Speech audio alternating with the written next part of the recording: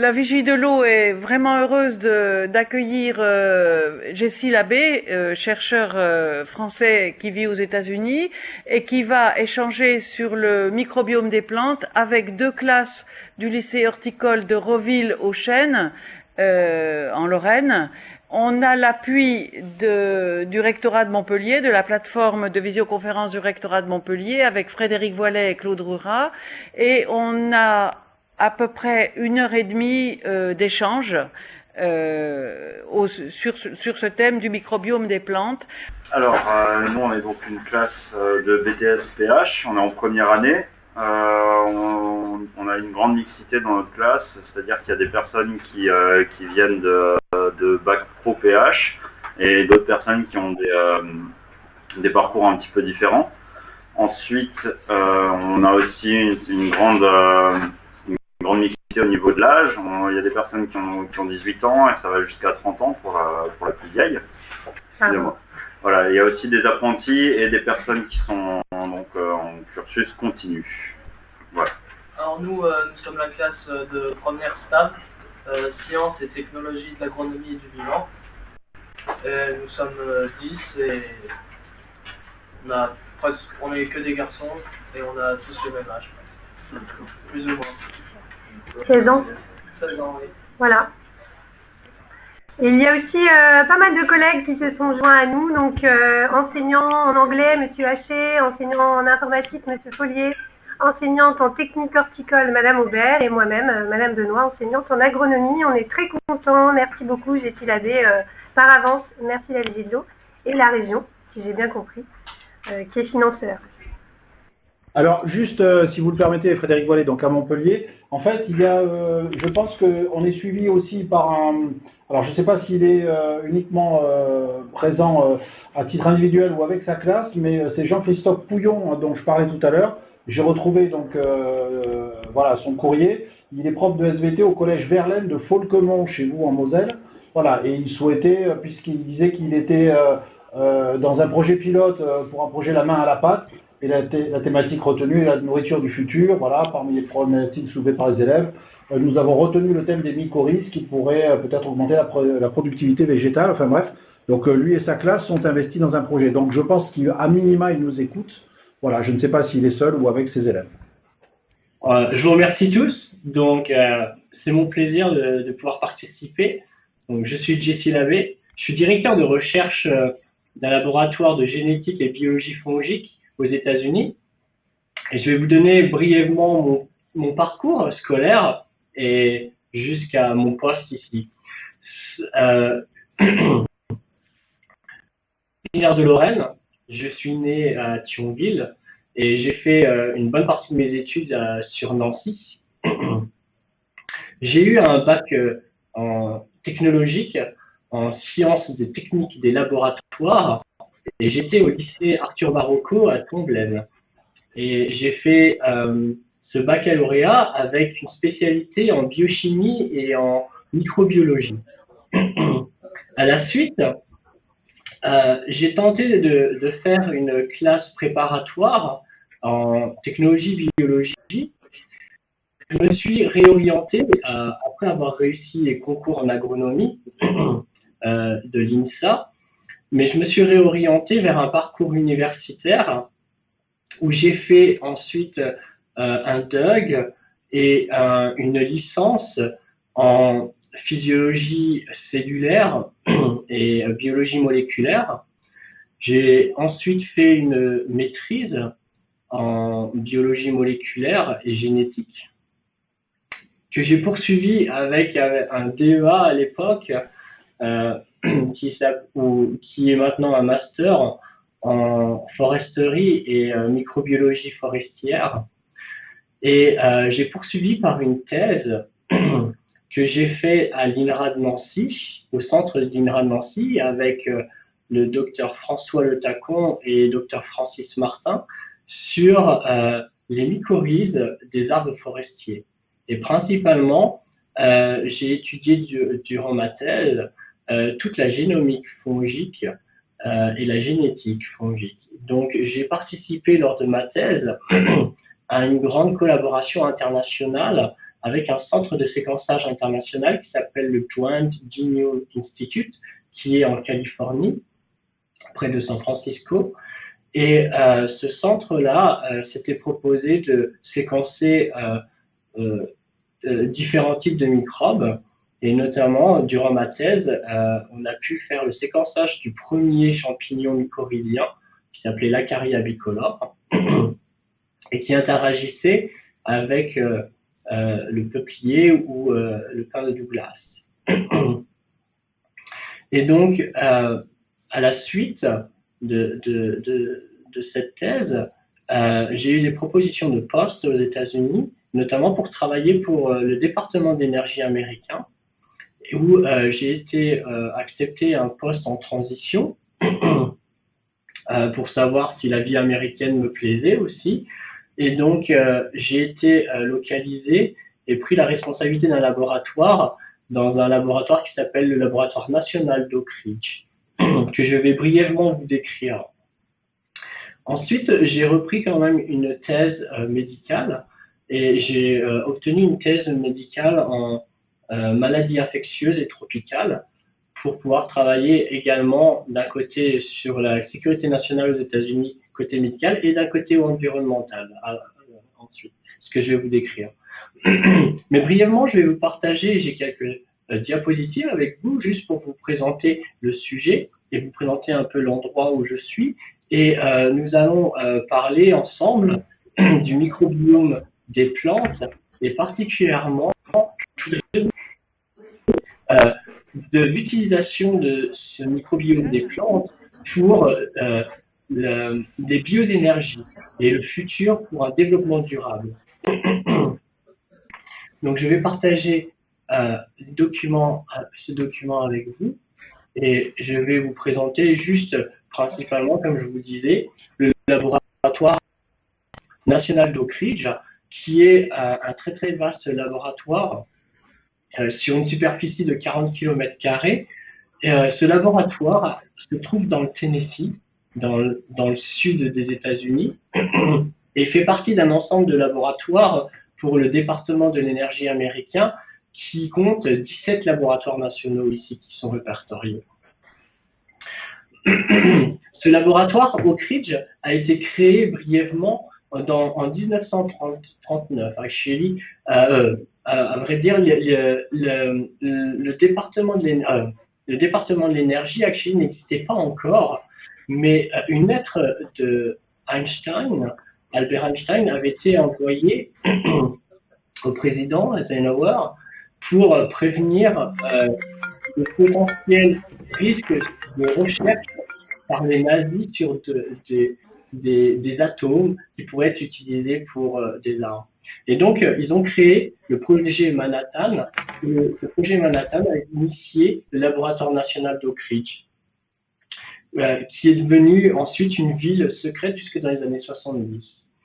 Maintenant, ce laboratoire a rassemblé des disciplines de toutes les sciences dures, allant des mathématiques à l'informatique, à la biologie, en passant par la physique et chimie. Et les principales missions de ce laboratoire sont les découvertes et l'innovation, les énergies propres et la sécurité globale, pour mettre toujours en avant la science et la technologie de pointe. Et tout ça pour régler des gros problèmes de société et développer différentes activités de recherche et développement en collaboration des entreprises locales ou avec aussi des fermiers et d'autres productions locales.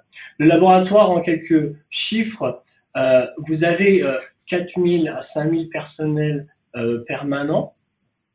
Et vous avez 3000 visiteurs. Il a été créé en 1943, le début de ce laboratoire, et le budget annuel est environ de 1,6 milliard pour pouvoir faire des recherches et d'innovation. Avez-vous déjà entendu parler de microbiome? Je pense que oui.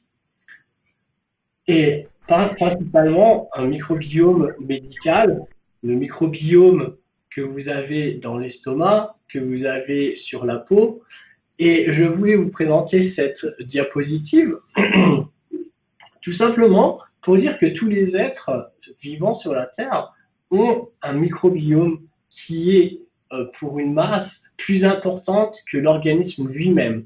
Et ici, vous avez sur cette diapositive la comparaison d'un microbiome humain et d'un microbiome de plantes. Et les fonctions sont exactement les mêmes. Pour la reproduction, vous avez la nécessité de certains microbes qui sont là pour optimiser. Vous avez aussi la résistance à des stress qui peuvent être des pathogènes ou qui peuvent être des stress abiotiques qui peuvent être la sécheresse ou des vagues de chaleur ou des conditions environnementales qui ont changé. Mais aussi, vous avez principalement la nutrition. Et tout ce qui est nutrition est très important puisqu'elle est faite en partie par les microbes qui sont et qui constituent notre microbiome, comme pour les plantes au niveau de leurs racines. Et ceci leur permet de résister aux pathogènes et aussi d'évoluer sur leur système immunitaire.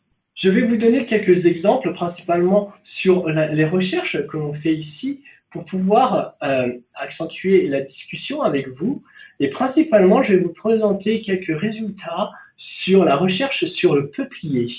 Et principalement, ce peuplier est une matière première pour le département d'énergie américain, mais pour beaucoup de pays en Europe, comme une ressource pour de la bioénergie, des bioénergies. Ici, vous voyez que sur la cartographie nord-américaine, naturellement, le peuplier est dispersé partout et différentes espèces.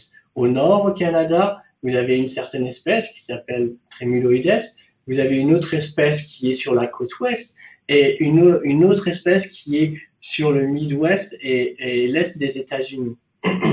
Mais vous avez en Europe aussi différentes espèces, notamment le peuplier noir ou d'autres espèces qui ont été importées des États-Unis. Et ces espèces, actually, sont très importantes puisque cet arbre est une des plantes qui grandit très rapidement et utilisée industriellement. Aux États-Unis notamment pour le papier, l'industrie du papier, puisque c'est un bois qui est très mou. Mais en Europe, il est utilisé, et aux États-Unis également, pour tout ce qui est emballage. Tout ce qui est emballage en Europe de fromage est fait à base de peuplier. Et vous avez aussi tout ce qui est vannerie et autres est fait aussi à base de peuplier, notamment en Amérique du Nord. Donc il y a un gros investissement et une grande importance économique, mais surtout, comme c'est une plante qui grandit très rapidement, c'est une très bonne ressource pour pouvoir faire des bioénergies et ne pas être en compétition avec les ressources nutritives, et notamment d'autres ressources comme le maïs ou les céréales. Principalement ici, nous avons des projets qui ont focalisé sur le microbiome de différentes plantes, mais principalement sur le peuplier. On a essayé de comprendre et de décrire comment ce microbiome est important et est-il aussi différent que l'homme.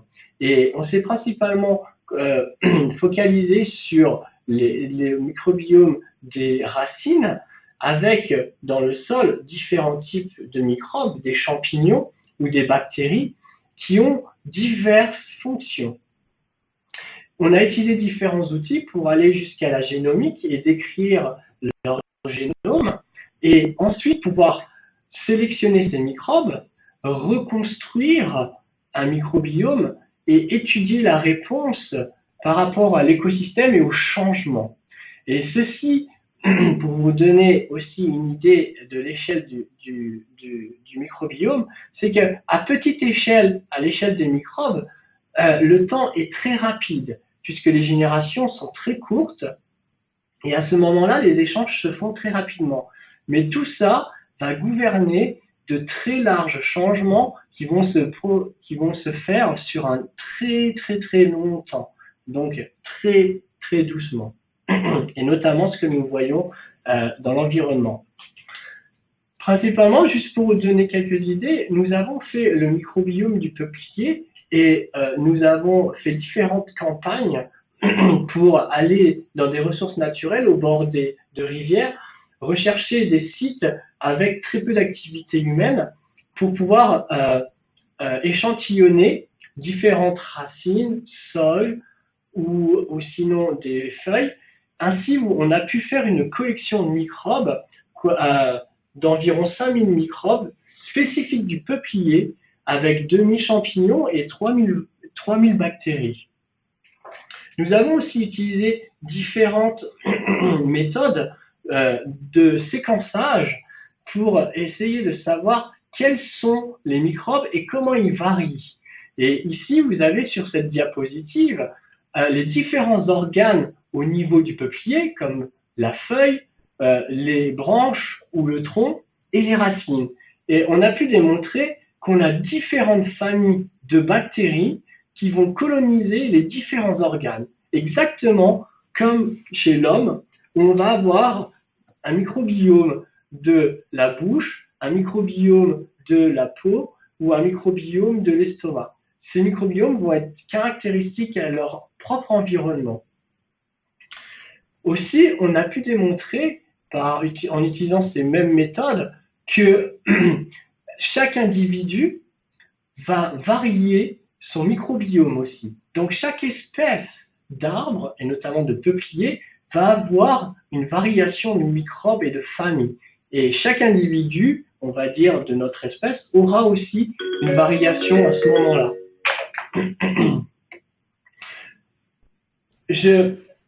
Ici, je vais vous décrire simplement les différents outils qu'on utilise maintenant en recherche ici et au travers le monde pour étudier le microbiome des plantes, et notamment dans tous leurs aspects, bénéfices ou détrimental. À savoir, on va utiliser des structures qui vont être comme des microsystèmes, de microfluidiques systèmes, où on va pouvoir étudier les systèmes racinaires avec des inoculations de différents microbes et voir comment ces microbes colonisent les systèmes racinaires. On va étudier aussi leurs effets en serre, mais aussi en nurserie, et avec d'autres industriels, principalement, on va étudier ça directement en plantation ou en système naturel. On utilise un ensemble de données en étudiant le métabolisme. On va avoir toute la chimie qui va être au niveau des microbes et l'interaction avec les plantes, mais leur génome. Et on va traiter toutes ces données avec des moyens informatiques, et notamment ici à l'ORNL, nous avons le plus grand et le plus rapide ordinateur au monde qui permet de traiter des données environnementales avec le climat et des changements. Et on va pouvoir faire des modèles qui vont nous prédire à différentes échelles par rapport au temps, que ce soit à la minute ou à quelques dizaines d'années, pour chaque, on va dire, espèce de microbe, et au travers des saisons et de l'évolution de la vie de la plante. Tout ça, c'est très important, tout simplement pour vous redonner un contexte et terminer là-dessus. On a un centre de l'innovation des bioénergies ici, où on étudie différentes plantes, comme le peuplier, comme je vous disais, et on va aussi isoler des systèmes naturels, des microbes, qui vont être capables de dégrader ces plantes lorsqu'on veut faire une fermentation, par exemple, et produire des bioénergies, comme de l'éthanol ou du biodiesel, ou différents composés d'ester qui vont être utilisés notamment pour les avions ou l'aviation. Ici, en termes de projet, on va avoir l'étude du microbiome des plantes très très important, puisqu'il va falloir produire d'une façon durable ces plantes. Donc, il faut les comprendre dans leur environnement, et on a utilisé différentes techniques pour pouvoir se comprendre à un niveau moléculaire et à un aspect écologique. Et je vous donne un exemple ici d'un assemblage de communautés fongiques et bactériennes qu'on a voulu utiliser pour améliorer notamment la production de ces plantes et surtout voir la pérennisation et la durabilité de la production d'énergie sans utiliser de fertiliseurs chimiques, en utilisant les connaissances des écosystèmes naturels. Et comme vous pouvez voir ici sur cette image à gauche, nous avons une plante qui a un contrôle, qui est sans microbes, qui n'a pas été inoculée. Et lorsqu'on inocule cette plante avec une bactérie qui est un symbiote naturel, on voit qu'on a un meilleur rendement. Si on a certains champignons, on aura un meilleur rendement, mais lorsqu'on fait une communauté de tous ces champignons et de ces bactéries, on voit que ces plantes ont une meilleure performance. Et ici, cela vous donne la biomasse qui est au-dessus du sol, et notamment le tronc avec les feuilles, et on voit une activité qui est synergistique de cet ensemble de microbiomes. On a testé aussi également avec des compagnies comme une compagnie qui s'appelle Greenwood, qui est une compagnie forestière qui est majeure pour vendre du peuplier aux États-Unis. Et on a testé ça dans des stations expérimentales dans l'Oregon, où on a produit ces mix de microbiomes reconstitués avec des systèmes d'argile qu'on a cotés. Et on a inoculé directement dans le sol quelques billes et on a planté, comme les fermiers ou les forestiers le font, différents champs. Et on a pu voir qu'après 2 mois d'établissement de ces cultures, que ces microbiomes reconstitués ont un effet incroyable, puisqu'on a eu 100% d'établissement qui a été réussi dans le cas d'inoculation et seulement 90% dans le cas de non inoculé. Mais également, on a pu voir en début de saison, après 6 mois de croissance, ici vous avez un exemple d'une parcelle qui a été non inoculée, et donc cette personne vous donne un peu l'échelle des plantes. Et ici, vous avez une parcelle qui a été inoculée, et donc cette voiture vous donne aussi l'échelle des plantes. Donc vous avez un rendement en utilisant parfaitement ce microbiome et en le comprenant qui est impressionnant. Donc maintenant, je vais passer plus d'un côté de la discussion et je vais revenir à l'écran avec vous.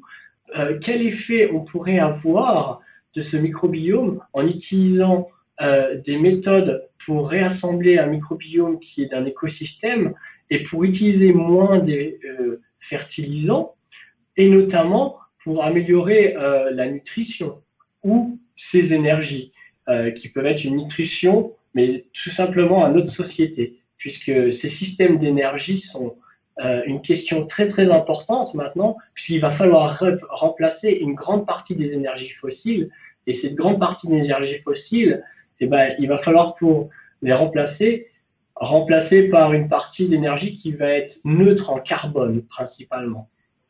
Et étudier ces microbiomes qui sont indispensables aux plantes pour s'établir dans la nature va être, un grand développement et notamment pour des emplois, pour des recherches dans le futur très proche et lointain pour une durabilité de ces cultures. Là, donc, vous avez parlé donc, des mycorhizes qui sont par rapport au peuplier, mais est-ce que vous commencez à mener des recherches aussi sur d'autres types de plantes ou d'autres essences forestières, peut-être? Oui, au final, je vous ai donné juste un exemple ici, et principalement pour vous donner aussi un contexte sur les bioénergies, une plante type qui est le peuplier. Pourquoi? Parce que je vous ai dit, le peuplier est très important, il grandit très rapidement. C'est un système qui peut être durable pour produire rapidement, une très grande quantité d'énergie. Mais on étudie aussi tous les autres écosystèmes, et notamment avec l'Institut du changement climatique qu'il y a ici, et avec mes collègues en France, notamment pour voir l'impact qu'il y a du changement climatique sur l'Arctique et aussi dans les zones tropicales. Et donc, toutes ces zones ont des espèces qui sont très, très, très variées et très différentes. Vous allez avoir des espèces qui vont être plus des conifères au niveau de l'Arctique, et vous allez avoir d'autres espèces qui vont être très variées au niveau tropical, et notamment au niveau du microbiome de ces espèces, elles vont être soit très spécifiques de certaines espèces de champignons ou de bactéries, ou vont être, comme le peuplier, très ubiquitaires. Donc, elles vont accepter différents types de microbes. Et la connaissance dans leur environnement de leur type de microbes va être très importante, notamment pour pouvoir utiliser ces espèces dans différents endroits du monde. Est-ce que vous avez une différence de qualité de bois lorsque vous avez ce type de micro-rotation? Est-ce que le bois est de la même qualité ou il y a des variantes au niveau des cellules et de la structure? En général, lorsqu'on va améliorer la nutrition de la plante, on va améliorer aussi la qualité du bois. Maintenant, il va y avoir, selon les plantes qu'on va utiliser, si ça va être des conifères ou non, il va falloir utiliser des microbes qui vont être plus ou moins spécifiques.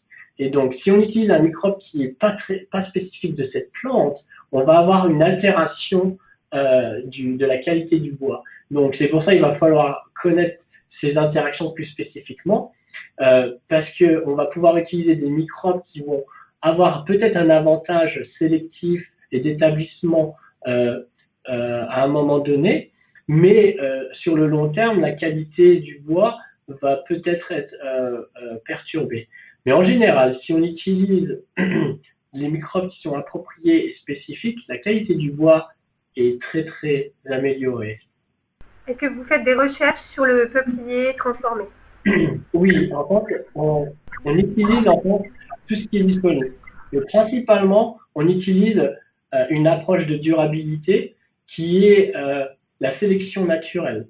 Et donc, on a utilisé ce que l'on appelle une approche d'association de populations génétiques où on a identifié et on a été collecté dans le milieu naturel différents individus pour recréer une population très très très diverse que l'on va hybrider, et à ce moment-là on va étudier au niveau génétique les différentes variations qu'on va avoir, et ça nous permettra d'utiliser ou non pour les personnes ou les industries qui veulent utiliser des OGM une amélioration de ces plantes.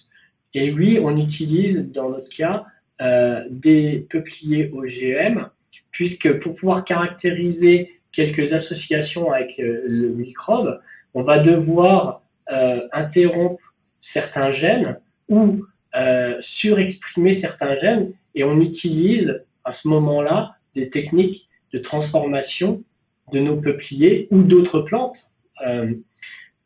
pour pouvoir étudier les associations et valider que les gènes qu'on a identifiés pour ces interactions sont bien corrects. Est-ce qu'il y aurait des applications possibles au niveau du génie écologique? Il y a eu des recherches déjà depuis une trentaine d'années qui ont été investies sur différents microbes et certaines plantes notamment pour faire de la phytorémédiation, ce qu'on appelle, et notamment, je veux dire, avec mes collègues en France et notre site ici, on a étudié différents types de microbes qui peuvent servir pour réhabiliter certains sites miniers, mais aussi certains sites où vous avez du stockage de différents déchets, différents types de déchets qui peuvent être des déchets ménagers, des déchets industriels qui peuvent être chimiques, ou sinon des déchets qui vont être nucléaires, avec toutes les industries ou centrales nucléaires qu'il y a au travers le monde. C'est un problème aussi qu'il faut penser. Et donc, comment pouvoir réhabiliter ces sites qui vont être là en étudiant certains microbiomes et des plantes spécifiques, ceci va être possible à long terme. Maintenant, ça va être très localisé, je pense, honnêtement, puisque commercialement, utiliser ce type de technique va nécessiter de connaître spécifiquement le site, d'étudier spécifiquement le type de plante qui va pouvoir grandir sur ce site avec le type de microbe aussi. Donc, ça va coûter assez cher juste de pouvoir réhabiliter ça. Et donc, seulement des grosses structures comme des structures gouvernementales vont pouvoir vraiment être impliquées dans ces réhabilitations de sites. Et pas forcément des structures industrielles qui, sauf si elles sont, obligées de réhabiliter des sites, mais ne vont pas dépenser de l'argent, je pense, à réhabiliter ces sites de cette façon-là. Il y a d'autres façons qui sont, pour le moment, chimiquement, plus efficaces sur un temps plus rapide. Alors moi j'ai une question, parce que je m'intéresse beaucoup à l'agriculture du vivant, donc au non-travail du sol, et il y a une grosse recherche qui est faite en France, mais je crois aussi au Québec notamment grâce aux mycorhizes. Et ma question c'était, ça se situe par rapport à l'utilisation de ces mycorhizes, c'est-à-dire que est-ce que ces bactéries sont déjà présentes dans le sol et on peut faire seulement pousser une certaine variété de plantes sur ce sol-là ou sur ce milieu-là, ou bien si on incorpore des microbes je sais pas, par exemple des États-Unis en France, est-ce qu'on pourrait faire pousser des plantes qui sont utilisées, qu'on peut faire pousser plus facilement aux États-Unis en France? C'est juste un exemple. Alors déjà, juste pour donner un peu plus, si on parle de mycorhizes, on parle de champignons. Et il y a des bactéries qui vont être auxiliaires, qui vont être associées à ces mycorhizes. Et cela va dépendre du type de sol qu'on va avoir. Ces champignons, ils dépendent, mais aussi du type de plante auquel ils sont associés. Donc, si vous avez un type de sol qui va être, mettons, au Québec, et vous allez transférer des microbes en France, ce type de microbe va forcément être associé avec des plantes qui vont plus ou moins être de la même famille, ou sinon l'association sera très difficile, et il faudra qu'il y ait des conditions qui soient assez similaires. Maintenant, les recherches qui se font, c'est pour pouvoir trouver des types de microbes qui vont être très généralistes. Et en fait, pour avoir des types de microbes qui seront généralistes, à savoir différents types de plantes et différents types de sols, ces recherches-là vont amener certainement à ce qu'on appelle des biostimulants ou des biofertilisants qui certains existent déjà, notamment chez les légumineuses, en utilisant des bactéries fixatrices d'azote, qui peuvent être utilisées dans différents types de sols. Et donc, pour répondre à votre question, oui, ça sera possible, mais ce qu'il faut voir, c'est quel impact d'amener ce type de microbe sur un écosystème qui est déjà vivant lui-même, quel est le type d'impact qu'il va avoir. Alors c'est pour ça que faire des recherches sur des microbiomes qui vont être très variés et très diversifiés, mais générales, seront très importants puisque l'impact sera minimalisé, peu importe l'endroit où vous allez l'utiliser, et maximisé pour le rendement pour la plante, dans ce cas-là, et la qualité du sol. On a vu deux plantes qui étaient à peu près à 1 mètre l'une de l'autre, et il y en a une qui avait bien poussé. Et pourquoi justement ces microbes ne sont pas passés à l'autre plante pour qu'elle pousse aussi, quoi? La mixture de microbes, ou en tout cas l'assemblage de la communauté que nous avons assemblée, est une communauté qu'on a voulu très spécifique. Et on a voulu ne pas contaminer aussi s'il y a des effets qui peuvent être négatifs, notamment l'environnement autour. Et donc, on veut que ça soit très spécifique du système racinaire de la plante qu'on utilise. Et donc, ces microbes utilisés, cette communauté microbienne, reste principalement associée au système racinaire de la plante sur laquelle elle est. Et donc, elle ne va pas se disperser, même avec le système racinaire. Elle va rester très proche et notamment que sur des fines racines. Et donc, les microbes, on a ce que vous avez vu, les rangées entre ces deux plantes. On a étudié aussi dans le sol la dispersion de ces microbes. On a vu que ces microbes n'allaient pas au-delà de 10 cm du système racinaire. Sachant que ces plantes étaient assez petites pour le moment, dans le sol, ces plantes, le réseau microbien s'est développé pour la plante, pour prolonger le système racinaire, mais il n'a pas encore colonisé les autres plantes à côté. Mais ceci, si vous prenez un système naturel, en général, vous avez les plantes qui vont être interconnectées et donc le réseau microbien va pouvoir faire comme un réseau Internet, une toile, et aller coloniser les plantes qui vont être à côté et notamment les mettre en lien et les prévenir notamment de pathogènes qui vont être au niveau du champ, mais aussi sinon de différentes conditions, peut-être de sécheresse ou d'un manque de nutriments. Et donc les plantes vont pouvoir communiquer entre elles par un système chimique, et notamment par ces champignons, pour se préparer à ces conditions. Dans notre cas, vu que les espèces que nous avons choisies sont très spécifiques et très localisées au niveau de petites racines, les plantes n'étant pas très grandes, le système microbien ne s'est pas développé et ne s'est pas propagé au-delà de 10 cm. Mais oui, c'est envisageable que ça passe d'une plante à l'autre.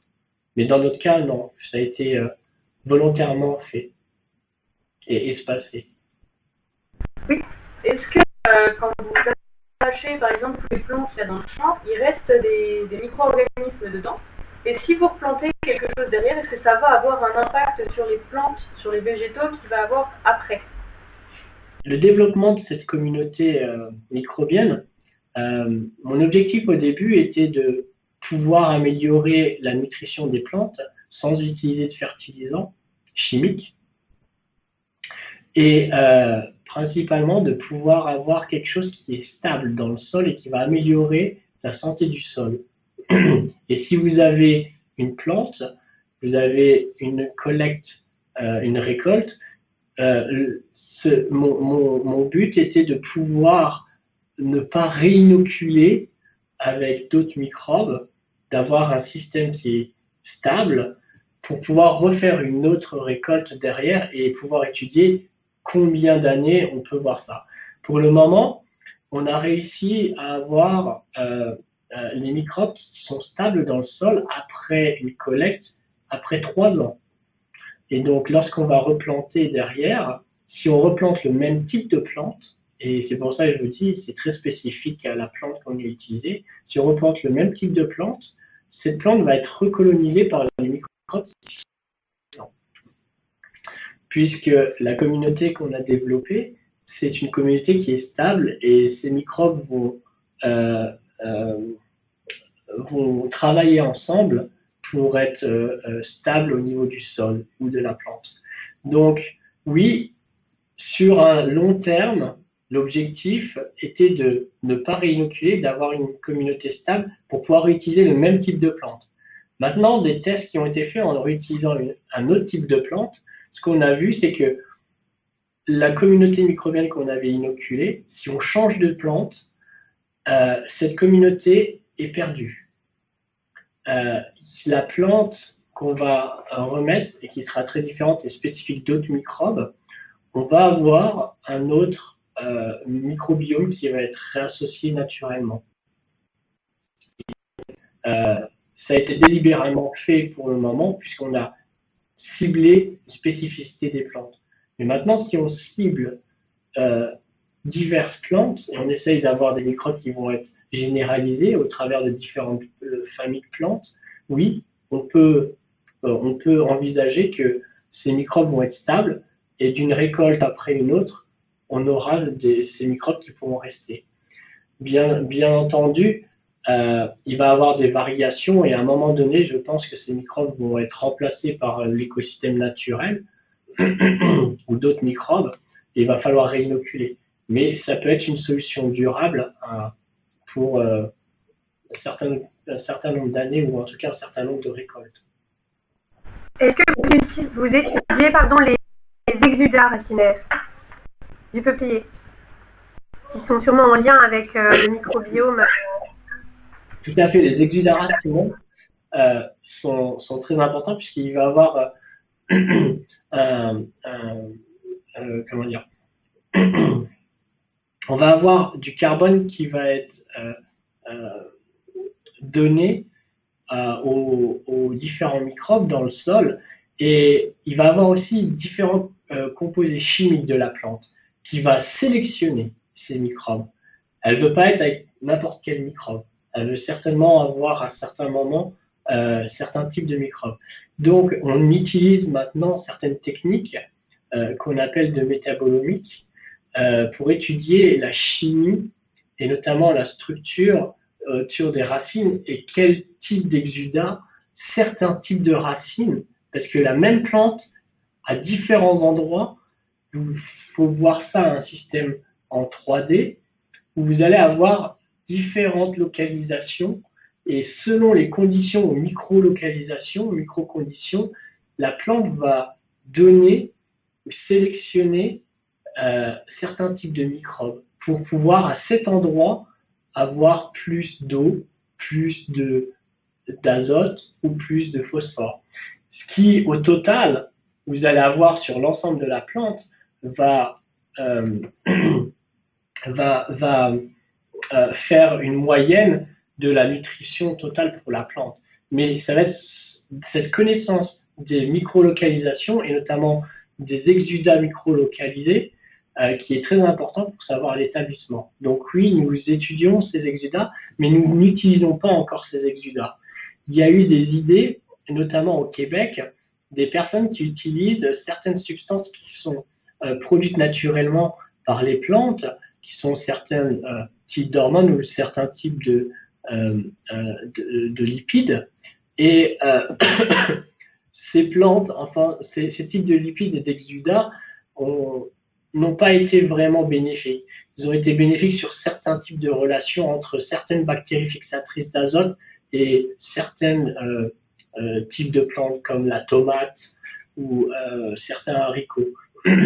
Mais les personnes qui ont voulu le généraliser ont prouvé que ça ne marchait pas sur différents types de plantes, puisqu'il va y avoir une communication chimique qui va être très spécifique entre la plante et le microbe, puisqu'en relation avec ces exudats, le microbe va relâcher certains composés chimiques qui la plante va être obligée de détecter. Si elle n'a pas ces récepteurs pour recevoir cette communication, forcément, ça ne marchera pas. Et c'est ce qui s'est passé en utilisant d'autres types de plantes, puisque ces plantes-là ne pouvaient pas comprendre, on va dire, les composés chimiques qui vont être donnés en réponse aux premiers exudats qui ont été donnés aux microbes. C'est tout un système de communication, on va dire. Il faut que ces microbes et ces plantes parlent le même langage. Vous allez avoir des microbes et des plantes qui vont avoir une capacité à comprendre et à traduire et à s'adapter à différents types de langages, on va dire. Et des langages chimiques, des langages de perception biologique ou de perception de conditions. Mais vous allez avoir, et principalement c'est ce qu'il y a pour tout ce qui est plantes alimentaires, des langages qui vont être très spécifiques entre certains microbes et certaines plantes. Est-ce que donc la reconstitution de microbiome est une technique donc qui se duplique à elle-même, ou est-ce que il y a je dis pas parce que vous avez bien dit qu'il fallait pas, que c'était une technique alternative aux fertilisants. Mais est-ce qu'il faut pas, si il y a d'autres, c'est vraiment une technique qui se suffit, ou est-ce qu'il faut intervenir de manière complémentaire, ou je sais pas. Actuellement, on peut envisager les deux. Actuellement, vous savez, vous avez des produits naturels, du compost qui est utilisé, et en général des biostimulants microbiens qui vont être en addition de différents fertilisants. Ça va permettre de moins utiliser des fertilisants chimiques, ce qui est une transition qui marche actuellement. Maintenant, la transition pure biologique, elle existe aussi, mais elle va être très spécialisée pour certaines plantes. Ça marche très très bien en foresterie. Ça marche bien aussi pour tout ce qui va être vignoble pour le moment. Et ça marche aussi très bien pour tout ce qui est plantes légumineuses, avec certains types de bactéries. Maintenant, la barrière qu'il y a, c'est cette généralisation de microbes. Certainement qu'elle existe, et on en est persuadé, qu'il y a un microbiome qui peut être généralisé, et on va pouvoir utiliser différents microbes qui vont fonctionner au travers de différentes plantes. Il va falloir beaucoup de recherche encore pour un développement durable, mais c'est possible.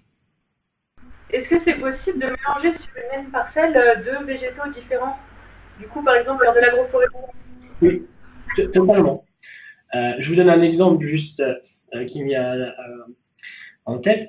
Le management de fermiers et aussi du type de culture est très très important. Notamment si vous voulez des plantes qui ont un besoin en azote très important, vous allez pouvoir mettre d'autres plantes qui vont avoir des microbiomes qui vont fixer cet azote et qui vont relarguer cet azote dedans. Un exemple qui me vient en tête pour les bioénergies, vous pouvez avoir des parcelles de miscanthus, si vous connaissez cette plante. En fait, vous allez avoir des rangées de miscanthus qui vont être une barrière biologique, puisque leur système racinaire va être très très profond, on va dire, à ce moment, et on va avoir une irrigation qui va être très bonne du champ qu'on va utiliser, et au milieu, vous allez pouvoir avoir une parcelle de plantes qui vont être très demandeuses en eau, très demandeuses en azote, ou en certaines, je veux dire, types de microbes, et en mettant une condition ces miscanthus avec d'autres types de plantes, comme le maïs, vous allez contrebalancer naturellement et complémenter les types de microbes entre la plante qui est le maïs et le miscanthus qui va apporter tous les éléments nécessaires à ce moment-là et de protection pour ce champ. Oui, vous pouvez utiliser différents types de plantes. Dans ce cas-là, vous allez combiner naturellement les différents types de microbiomes et qui va passer à un type d'amélioration de management à ce moment-là. Est-ce que le travail du sol peut, on va dire, mélanger un peu tous les mycorhizes qu'il y a dans le sol, les détruire, changer quelque chose en fait à tout le travail que vous avez fourni avant? Oui, il y a un effet du travail du sol. Je travaille localement avec différents types de fermiers et en fait, il y a différentes méthodes et notamment de débroussaillage pour le sol, de préparation pour le sol. Et en fonction de la profondeur des outils qu'on va utiliser et des outils mécaniques ou des outils manuels, on va avoir un impact local et même sur la parcelle, on va dire au total, un impact sur les microbes et sur la qualité du sol aussi. Et notamment, vous allez avoir une qualité en fonction de l'hydrométrie, la qualité aussi en fonction de comment le microbiome va pouvoir se fixer plus rapidement au niveau du sol et s'établir. Donc, vous allez avoir un impact totalement du management au final de la ferme, du type d'agriculture que vous allez avoir par rapport aux outils, par rapport au traitement du sol que vous allez faire, mécanique principalement. Pour vous donner une idée, en général, j'ai un collègue qui travaille au Canada sur l'emploi des anciens outils par les fermiers, notamment pour mettre différents types de cultures, notamment comme le maïs ou céréalière. Et donc, il y a eu un travail qui était fait avec des outils qui étaient plus manuels, ensuite l'utilisation d'animaux avec des types de charrues, puis ensuite des systèmes qui étaient mécanisés avec des tracteurs et des systèmes qui vont retourner le sol à différents types de profondeur. Et au final, les sols qui ont été utilisés avec une façon manuelle sont moins perturbés, sont de meilleure qualité qu'avec des sols qui ont été mécanisés, on va dire. Et donc, vous avez tout un système d'impact sur le management et sur le microbiome que vous allez avoir pour votre plante et vos cultures derrière. Est-ce que ce serait envisageable, même si les communautés de microbes sont en équilibre, de sélectionner, je sais pas, au moment de l'encensement par exemple, un champignon qui produirait des carpophores commercialisables de type, je sais pas, truffe, pleurote, des choses comme ça, diversifiées. C'est tout à fait possible.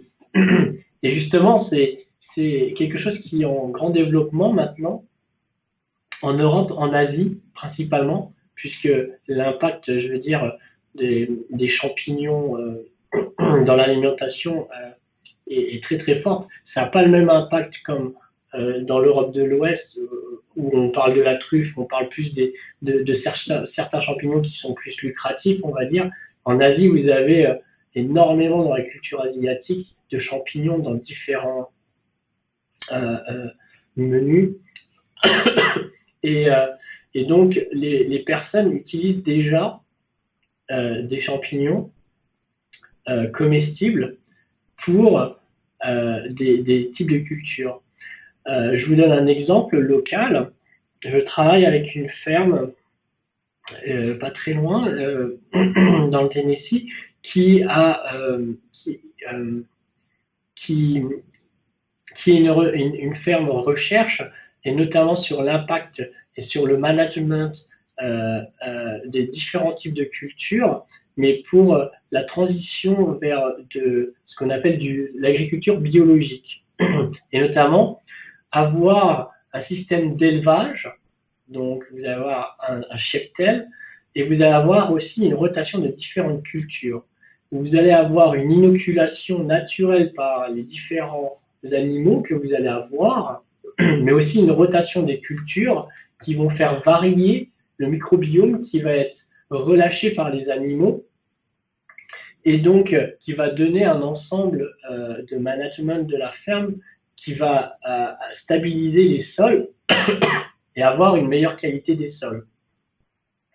Et pour pouvoir stabiliser ces sols avec d'autres cultures, cette ferme utilise des noisetiers, utilise différents types d'arbres comme ça, et les inocule avec des truffes ou d'autres types de champignons pour notamment avoir un meilleur revenu pour le fermier, sachant qu'il va stabiliser, il va utiliser pas de fertilisant, tout va être naturel, mais en cas de perte de culture, à un certain moment, il y aura un avantage puisqu'il y aura une diversité des cultures et il aura pérennisé au long de l'année selon les différents types de cultures qu'il utilise, et notamment aussi la production de champignons pour pérenniser un revenu annuel.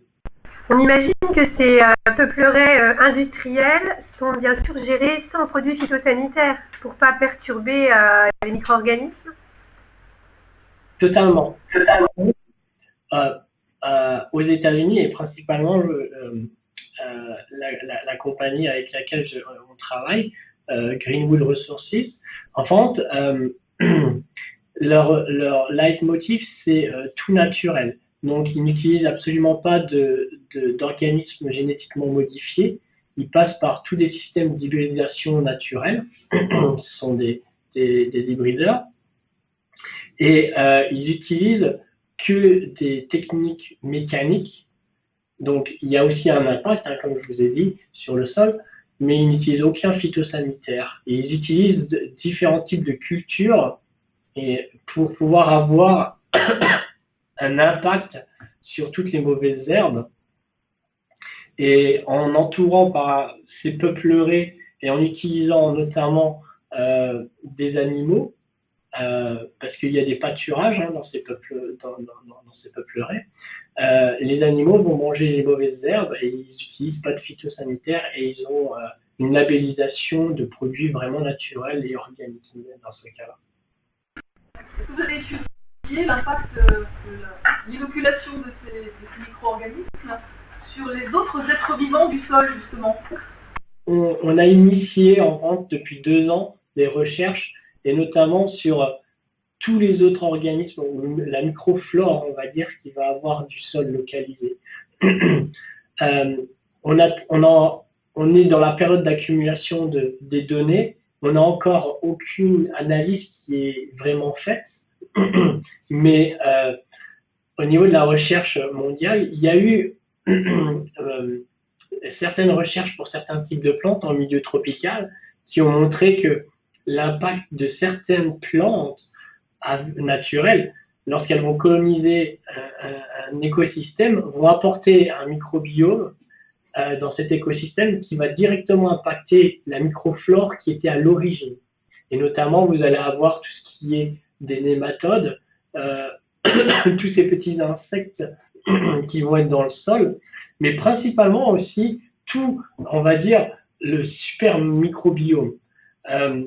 Puisque là, on parle de bactéries, on parle de champignons, mais tout ce que l'on ne voit pas, il y a aussi tous les autres types de microbes, comme des virus, qui ont un très très gros impact, et principalement pour les échanges entre la microflore et ces microbes.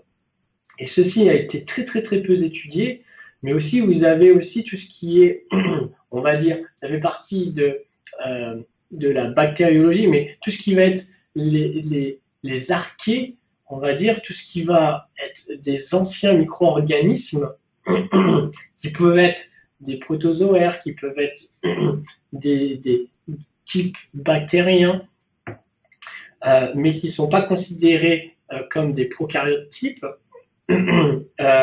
Toute cette microflore est directement impactée si vous avez une plante qui colonise un nouvel écosystème. Donc, on pense, et nos hypothèses disent que si on va utiliser un certain type de microbe, on va certainement avoir un impact sur la microflore, et notamment sélectionner un type de microflore. Et ça pourrait avoir certainement un impact négatif à long terme qui pourrait stéréotyper les ensembles agriculturels. Si vous utilisez certains types de microbes, parce qu'ils sont très efficaces, très naturels, pour éviter des fertilisants chimiques, vous allez potentiellement stéréotyper aussi les écosystèmes. Mais l'inverse est vrai aussi. Pour l'instant, on n'a pas encore d'analyse totalement faite dessus. C'est en cours. Si on essaie d'agrandir justement ces surfaces-là, qu'est-ce qu'on pourrait faire? Parce qu'on va forcément devoir mécaniser et effectuer du travail du sol à ce moment-là. C'est une question d'échelle, quoi. Voilà, c'est ça.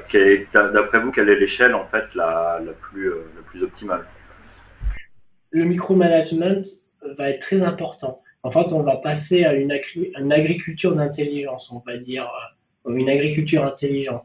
C'est-à-dire, on va aller sur une parcelle, peu importe, on va dire, vous avez 10 hectares ou vous avez 100 hectares, vous avez sur cette parcelle des disparités totales.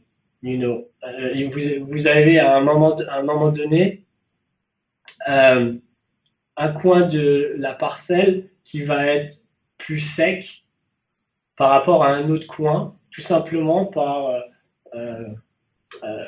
le type de sol et les variations, je veux dire, juste locales, je veux dire, du paysage. À ce moment-là, l'agriculture qui est en train de se développer, ça va être une agriculture où il va y avoir des analyses qui vont être faites, et notamment en utilisant des drones, pour savoir plus ou moins la qualité du sol qui est. Et maintenant, ça va être aussi le développement de microsenseurs dans le sol même, avec des microbes, où vous allez pouvoir avoir un retour de est-ce que vos microbes ont un effet positif sur ce coin de la parcelle, qu'est-ce que vous avez besoin d'ajouter pour que ces microbes-là soient plus efficaces, pour que cette plante soit ait un meilleur rendement à ce niveau-là. Et donc, vous allez avoir un enchevêtrement de différentes technologies en passant sur tout ce qui va être l'intelligence artificielle, qui va être amenée dans le champ pour pouvoir contrôler et avoir un retour micro-localement et utiliser tous ces microbes, on va dire tous ces éléments organiques, et notamment savoir quand les ajouter, à quel moment, en quelle quantité et comment. Et ça, je pense que ça va être une agriculture de l'avenir et qui va se développer de plus en plus, et notamment au Canada, notamment aux États-Unis, en Inde aussi. Vous avez déjà beaucoup de ces agricultures intelligentes qui sont en test actuellement. Et donc, pour certains champs ou certaines parcelles qui étaient connues précédemment par différentes techniques, comme avoir un rendement très faible, il a été prouvé que par différentes données scientifiques, peu importe ce que vous vouliez faire chimiquement, ces parcelles auraient un rendement faible. Et vous pourriez ajouter autant de fertiliseurs, vous n'aurez pas un meilleur rendement. Et pourquoi? Tout simplement par rapport au paysage, vous allez avoir un ruissellement de tous les fertiliseurs, et donc les plantes qui vont être à un coin de la parcelle n'auront jamais de fertiliseur correct. Donc les personnes vont utiliser les surfertiliseurs. Maintenant, utiliser ce type de technologie et micromanagement, on va dire, microbiome, a été prouvé pour le moment pour certaines parcelles très efficace, pour certains types de cultures, je dis bien, où on a des microbes qui sont très spécialisés, ça a été très efficace, notamment dans le suivi. En tout cas, c'est ce qui est en train d'être prouvé. Donc, pour répondre à votre question, je pense qu'on va avoir une tendance à aller plus vers quelque chose qui va être plus durable, utiliser des produits naturels, des microbes, mais avoir un suivi, des mesures qui vont être plus intenses et par un système d'intelligence artificielle ou un système automatisé, un suivi qui va être beaucoup plus précis du rendement, on va dire, de votre système. Est-ce que ces cultures industrielles sont irriguées et est-ce que le microbiome a un effet sur, on va dire, l'absorption d'eau Alors, vous avez raison, le peuplier, en fait, c'est une espèce qui est répulsive. Elle est principalement trouvée, notamment en Europe, mais mondialement, près des rivières. Naturellement, elle se propage finalement près des rivières. Donc, il y a besoin de beaucoup d'eau. Mais les espèces de peupliers aussi, ce sont des espèces qui sont très résistantes au stress hydrique. Et notamment, ceci est dû à leur microbiome. Vous avez certains champignons qu'on a découverts qui vont apporter une résistance au stress importante dans des conditions et donc qui va permettre à la plante de varier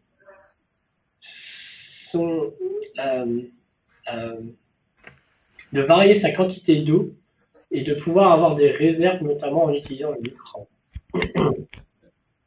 Et donc, même si c'est une culture qui est très demandeuse en eau, elle est biologiquement, en tout cas dans un écosystème, moins demandeuse que d'autres systèmes au final, puisque le microbiome va gérer ça pour la plante très, très efficacement. Donc en agissant sur le microbiome, en agissant sur les espèces qui vont être les plus économes en eau de peupliers, on va pouvoir avoir un système qui sera plus durable.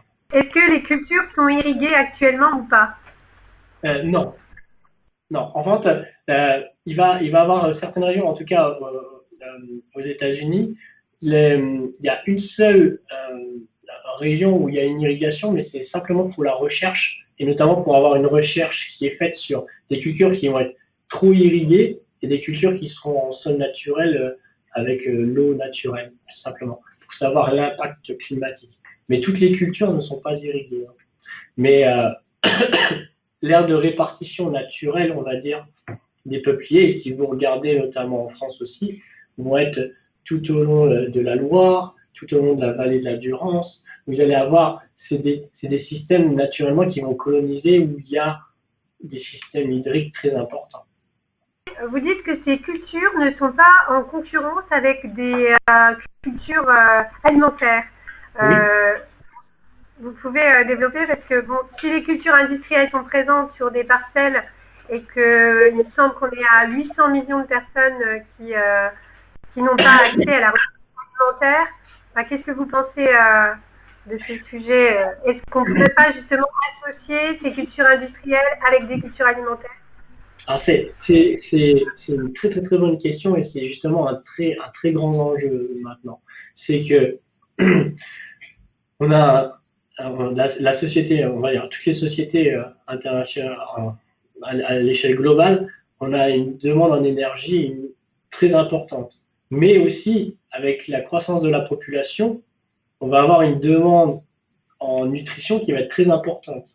Et le problème, c'est que pour le moment, toutes les solutions qui avaient été trouvées vertes et durables pour produire de l'énergie étaient des cultures comme le maïs pour produire du bioéthanol, comme du colza, comme pour produire du biodiesel, toutes des cultures qui sont en compétition directe avec la nutrition.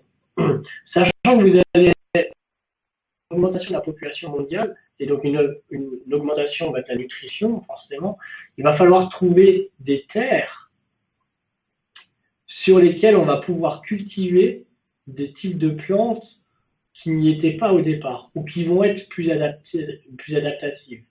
Et dans ce cas-là, on va utiliser les microbiomes qui vont leur donner une capacité d'adaptation plus importante. Et le peuplier, c'est pour ça que c'était un type de plante qui a été retenu au départ, parce qu'il grandit très vite, mais il a une capacité de colonisation très rapide et d'adaptation très très rapide, puisqu'on le trouve partout dans le monde, dans tout type de système. Et pour vous donner aussi une idée, hein, c'est juste un cas, mais on a établi des peupleraies en Arizona sur des sols qui sont très très très très secs.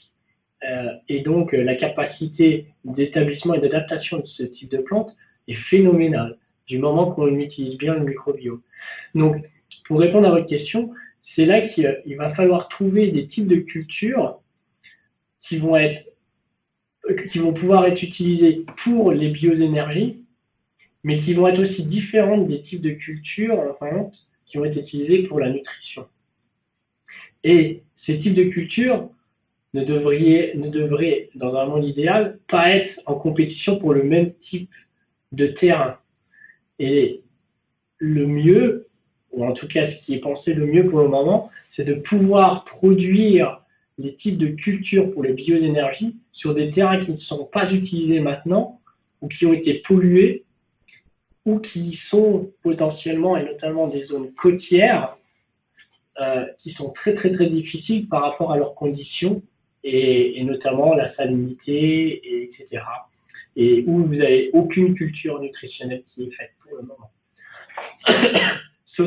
Donc, pour conclure là-dessus, ça va être une compétition, au final, sur le type de sol qui va être disponible et quel type de sol on va pouvoir réserver à l'agriculture nutritionnelle et à l'agriculture, on va dire, pour la bioénergie. C'est une grande question de demain et tout ça va résider dans comment on va pouvoir appliquer différents types de plantes et contrôler les microbiomes pour avoir une meilleure adaptabilité de ces plantes dans différents types de terrains. Et à ce moment-là, ça ne sera pas forcément des grandes parcelles, je pense, c'est à mon opinion, pas forcément des grands types de fermes, des grands types de forêts, mais ça va être certaines parcelles qui vont être utilisées, mais l'ensemble de ces petites parcelles vont faire une très grande puissance au niveau de la bioénergie, puisque si vous utilisez tous des petits endroits qui sont actuellement non cultivables, ça va pouvoir faire un très grand rendement au niveau mondial, puisqu'il y a beaucoup d'espaces qui sont non utilisés ou non utilisables pour le moment.